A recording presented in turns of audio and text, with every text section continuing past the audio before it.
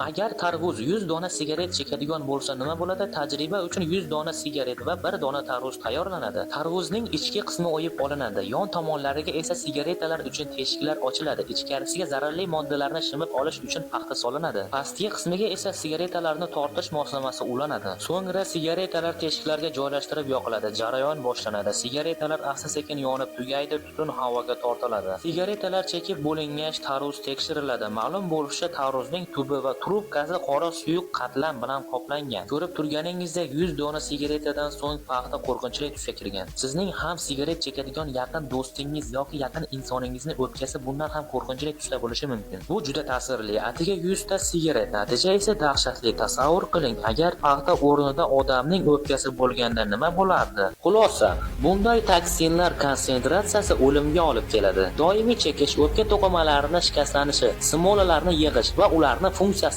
pasayishiga olib keladi. Ushbu tajriba chekish organizmga qanday zarar yetkazishini yaqqol ko'rsatadi. Sigaretalardan qancha ertaroq voz kechsangiz, sog'lig'ingizni saqlab qolish va umrni uzaytirish imkoniyatingiz shuncha yuqori bo'ladi. Hatto sigaretsiz o'tgan bir kun ham sog'lom hayot sari bir qadamdir. Agar siz ham chekayotgan bo'lsangiz, chekishni tashlang. Yoki yaqinlaringiz orasida chekuvchi insonlar bo'lsa, shu videoni o'sha yaqin insoningizga jo'natib qo'ying. Balki u ham chekishni tashlar. Bundan ham qiziqarli ma'lumotlarni o'tkazib yubormaslik uchun sahifamizga obuna bo'ling.